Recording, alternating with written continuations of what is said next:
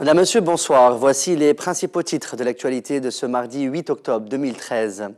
Le dialogue national a repris ce mardi avec à l'ordre du jour la mise en place d'un calendrier de travail et l'instance supérieure indépendante pour les élections. Des membres de la Ligue de protection de la Révolution ont attaqué le bureau de l'UGTT à l'Ariana. Selon le ministre des Transports, il y aura bientôt une augmentation des tarifs des bus et du métro. Et à l'étranger, le président russe salue la coopération de Damas en vue de la destruction des armes chimiques en Syrie. La séance du dialogue national portant notamment sur les procédures d'organisation a démarré ce mardi au matin en présence du quartet parrain du dialogue et des partis signataires de la feuille de route. À l'ordre du jour, la possibilité des partis non signataires de rejoindre le dialogue, la mise en place d'un calendrier de travail et l'instance supérieure indépendante pour les élections. Selon un communiqué de l'UGTT, des membres de la Ligue de protection de la Révolution ont attaqué le bureau de l'UGTT de l'Ariana. Le communiqué indique que ces individus ont bénéficié de l'amnistie et ont été embauchés dans le secteur de l'enseignement. L'UGTT appelle ses adhérents à venir nombreux mardi 8 octobre et 9 octobre afin de défendre les locaux de l'Ariana contre ces attaques. Le Maghreb, paru ce mardi, rapporte de sources proches de l'ancien chef de l'état-major des armées, Rachid Ammar, que le général a démenti les informations relayées par le même journal selon lesquelles il aurait obtenu un visa à vie de la part d'un pays européen. Mécontent de la propagation de telles informations, l'ancien chef de l'état-major des armées a insisté que ces rumeurs sont dénuées de tout fondement. Rappelons que le journal Le Maghreb a publié à la date du 2 octobre un article selon lequel le général Ammar aurait décidé de tirer définitivement sa révérence outre son obtention d'un visa à vie de la part d'un pays européen. Dans une déclaration rapportée ce mardi 8 octobre par le journal Al-Shorour, le ministre des Transports, Abdelkarim Harouni, a esquissé les contours d'une augmentation imminente des tarifs des transports publics, notamment les métros et les bus, due, selon le ministre, à la nécessité de couvrir les nouvelles dépenses des sociétés de transport. Lors d'une visite dans une station de métro en travaux, Abdelkarim Harouni a souligné dans un premier lieu l'augmentation des prix des louages et taxis avant de justifier la majoration des tarifs de métro et de bus après soumission du projet de loi à l'Assemblée nationale constituante lors de l'examen du budget de 2014. Le ministre a néanmoins précisé que cette augmentation ne concernera pas les élèves ainsi que les étudiants. Le parti Nour pour la démocratie et le développement a condamné aujourd'hui sa non-convocation au dialogue national.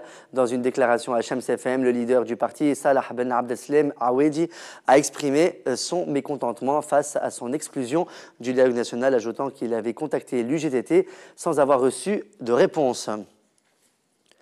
Washington a mis en garde les citoyens américains contre les dangers de voyager en Tunisie et a appelé ses ressortissants en Tunisie à être prudents et à élaborer des plans d'urgence qui leur sont propres en raison de l'instabilité de la situation sécuritaire dans le pays. Le ministère des Affaires étrangères a déclaré dans un communiqué « En raison de l'imprévisibilité de la situation sécuritaire en Tunisie, nous appelons les citoyens américains à être vigilants ». Dans l'actualité internationale, le gouvernement libyen a convoqué l'ambassadrice des États-Unis en Libye, Deborah Jones, pour demander des éclaircissements sur la capture à Tripoli du leader présumé d'Al-Qaïda, Abu Anas el-Libi, par des agents américains, a annoncé mardi le ministère des Affaires étrangères. Rappelons que les États-Unis ont mené samedi un raid à Tripoli, capturant Abu Anas el-Libi, un ressortissant libyen figurant sur la liste des personnes les plus recherchées par le FBI, qui offrait jusqu'à 5 millions de dollars pour toute information permettant son arrestation ou sa condamnation. La Libye avait alors indiqué qu'elle n'avait pas été informée par Washington, qualifiant cette opération d'enlèvement et demandant des explications aux États-Unis. A signalé à ce sujet que des islamistes libyens ont appelé mardi à mener des représailles contre les États-Unis, dont des enlèvements de ressortissants américains après la capture d'Abu Anas el-Libi, un responsable présumé d'Al-Qaïda.